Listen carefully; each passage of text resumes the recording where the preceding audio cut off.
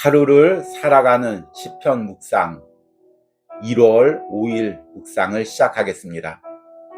오늘의 제목은 주님의 신원을 기다립니다 입니다. 오늘의 말씀을 읽겠습니다. 오늘의 말씀은 시편 5편 1절에서 12절입니다. 여호와여 나의 말에 귀를 기울이사 나의 심사를 헤아려 주소서. 나의 왕 나의 하나님이여 내가 부르짖는 소리를 들으소서. 내가 주께 기도하나이다. 여호와여 아침에 주께서 나의 소리를 들으시리니 아침에 내가 주께 기도하고 바라리이다. 주는 죄악을 기뻐하는 신이 아니시니 악인이 주와 함께 머물지 못하며 오만한 자들이 주의 목전에 서지 못하리이다. 주는 모든 행악자를 미워하시며 거짓말하는 자들을 멸망시키리이다. 여호와께서는 피 흘리기를 즐기는 자와 속이는 자를 싫어하시나이다. 오직 나는 주의 풍성한 사랑을 힘입어 주의 집에 들어가 주를 경외함으로 성전을 향하여 예배하리이다. 여호와여 나의 원수들로 말미암아 주의 의로 나를 인도하시고 주의 길을 내 목전에 곱게 하소서. 그들의 입에 신실함이 없고 그들의 심중이 심히 약하며 그들의 목구멍은 열린 무덤 같고 그들의 혀로는 아첨하나이다. 하나님이여 그들을 정죄하사 자기 꾀에 빠지게 하시고 그 많은 허물로 말미암아 그들을 쫓아내소서. 그들이 주를 배역함이니이다. 그러나 주께 피하는 모든 사람은 다 기뻐하며 주의 보호로 말미암아 영원히 기뻐 외치고 주의 이름을 사랑하는 자들은 주를 즐거워하리이다. 여호와여 주는 의인에게 복을 주시고 방패로 함같이 은혜로 그를 호위하시리이다. 아멘. 오늘의 묵상입니다. 왕 앞에 여러 신하들이 엎드려 있습니다. 그들은 엎드린 채로 한 신하를 비난합니다. 그가 뒤에서 왕을 비난하며 자신의 입속만을 챙겼다고 말합니다. 왕은 묵묵히 그들의 상소를 다 들은 후 비난받는 신하를 바라봅니다. 왕도 신하도 아무 말도 하지 않습니다. 얼마 후 왕은 비난받은 신하만을 그 자리에서 일으킵니다. 그리고 모든 무리에게 선포합니다. 이는 내가 가장 신뢰하는 신하이다. 나는 그를 알고 있다. 또한 그를 향한 모든 비난이 시기에서 나온 것임을 안다. 아무도 왕 앞에서 더 이상 그 신하를 비난하지 못합니다. 이것은 한자어의 신원이란 단어를 이미지로 풀어본 것입니다. 신원은 억울한 일을 풀어주다는 의미입니다. 성경에는 여러 번 신원이란 단어가 나옵니다. 또 직접 그 단어가 언급되지는 않지만 그런 의미를 담은 간구들이 나옵니다. 성경에서 신원이란 단어가 나올 때마다 그 주체는 항상 하나님입니다. 우리의 모든 억울함을 풀어주실 분은 하나님밖에 없기 때문입니다. 오늘 시편 5편에서도 기도자인 다윗은 하나님의 신원을 바라며 기도합니다. 다윗은 억울하게 비난을 당하는 상황이었고 그러기에 자신의 억울함을 하나님께 아뢰고 있습니다. 여호와여 나의 말에 귀를 기울이사 나의 심정을 헤아려 주소서. 나의 왕 나의 하나님이여 내가 부르짖는 소리를 들으소서. 그리고 자신을 비난하는 사람들을 이렇게 부릅니다.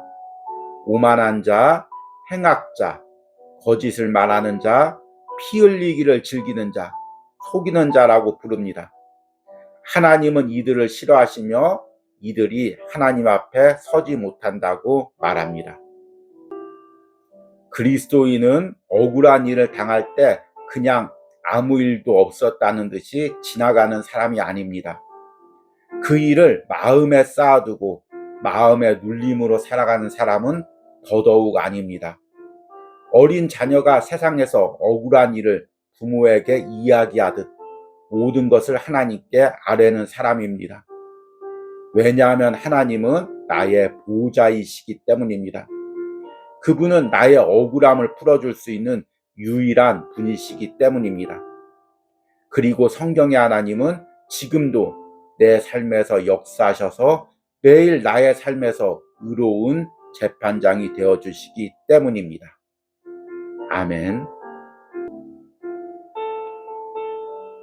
그리스도인이 세상과 사람에게서 억울한 일을 당할 때 어떻게 해야 될까요? 그리스도인이기에 그냥 아무 일도 없었다는 듯이 넘어가야 할까요?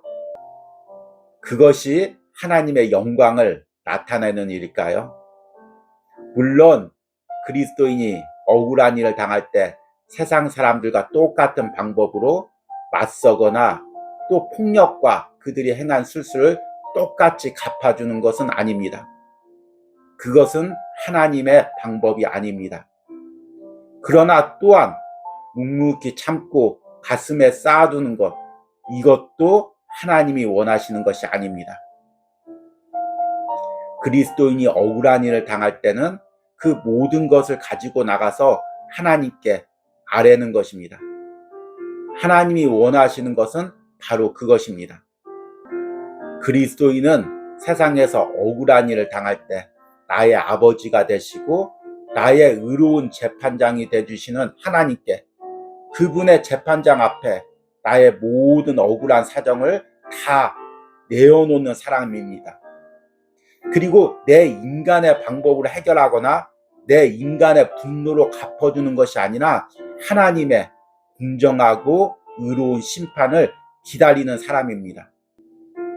하나님의 공정한 재판과 신원을 기다리는 사람입니다. 이 하나님의 신원은 이 땅에서도 일어날 수가 있고 또 이 땅에서 일어나지 않으면 하늘나라에서도 이루어질 수가 있습니다. 그러나 결국 하나님은 당신의 자녀를 신원해 주시는 하나님이십니다. 오늘 시편 4편에서 다윗은 억울한 일을 당합니다. 학자들은 이 시편 4편의 배경이 다윗이 사울왕에게 쫓길 때나 아니면 압살롬의 반란의 때 지어진 것으로 보게 됩니다. 다윗은 억울하게 모략을 당해서 쫓김을 당하고 있습니다. 많은 사람들이 다윗에게 행하지도 않은 죄를 뒤집어 씌웁니다. 그 모든 상황에서 다윗은 그냥 묵묵히 참거나 아니면 가슴에 쌓아두는 것이 아닙니다. 그 모든 문제를 하나님의 재판장 앞에 가지고 나가서 하나님께 아뢰입니다. 1절 말씀 보니까 여호와여 나의 말에 귀를 기울이사 나의 심정을 헤아려 주소서. 나의 왕 나의 하나님이여 내가 부르짖는 소리를 들으소서. 내가 주께 기도하나이다. 다윗이 이렇게 하나님께 자신의 모든 상황을, 억울한 상황을 아뢰 수 있었던 것은 하나님을 철저하게 신뢰했기 때문입니다. 하나님은 우리 인간의 모든 마음속과 상황까지 다 알고 계시고 반드시 선악간에 심판하시고 하나님 앞에 정직한 자를 하나님께서 신원해 주시고 하나님을 속이고 자신의 술수를 부린 모든 자들을 하나님의 재판으로 심판해 주실 것을 다윗은 흔들림 없이 믿었습니다.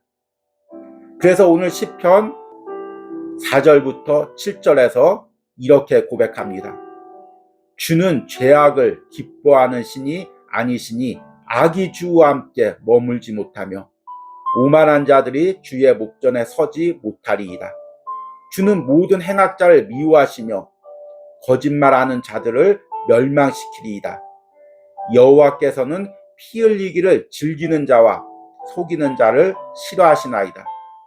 오직 나는 주의 풍성한 사랑을 힘입어 주의 집에 들어가 주를 경외함으로 성전을 향하여 예배하리이다. 현대 그리스도인들은 점점 세상 사람들과 똑같아지고 있습니다.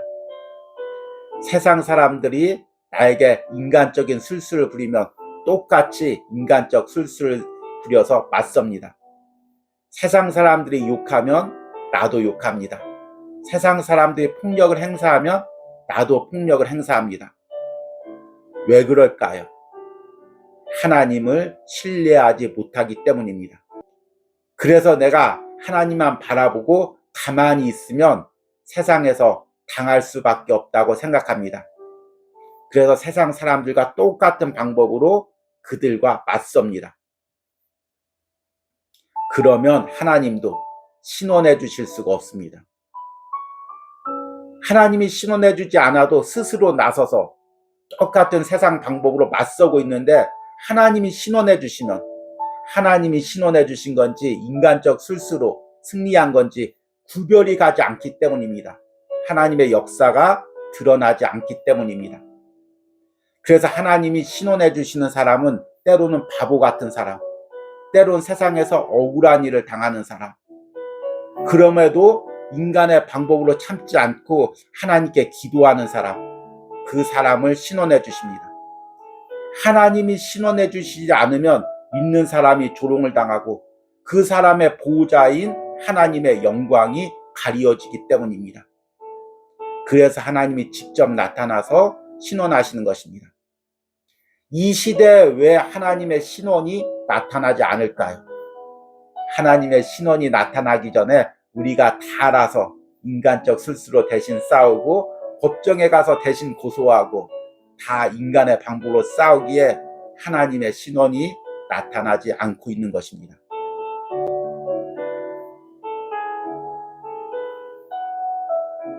성경에서 다윗은 많은 억울한 일을 당합니다. 많은 배신을 당합니다. 그런데 성경에 보니까 한 번도 그들이 행한 대로 똑같이 갚아준 적이 없습니다. 그렇다고 그들을 온전히 용서한 것도 아닙니다. 그들이 행한 모든 것을 하나님 앞에 다 내려놓습니다. 하나님이 선악간에 심판하시게 하십니다. 사울 왕에게도 그렇게 했고 그를 비난하고 조롱한 시므이에게도 그렇게 했습니다. 짧은 시간에 제가 이 부분을 이야기할 때 오해할 수가 있어서 무척 두렵지만 현대 그리스도인들은 용서를 마치 자신의 권리인 양 행사합니다. 그리스도인은 언제나 용서해줘야 된다고 생각합니다. 그러나 하나님께서 용서하지 않는 사람을 자기가 이미 나서서 용서하는 것, 이것도 하나님 앞에 월권인 것입니다.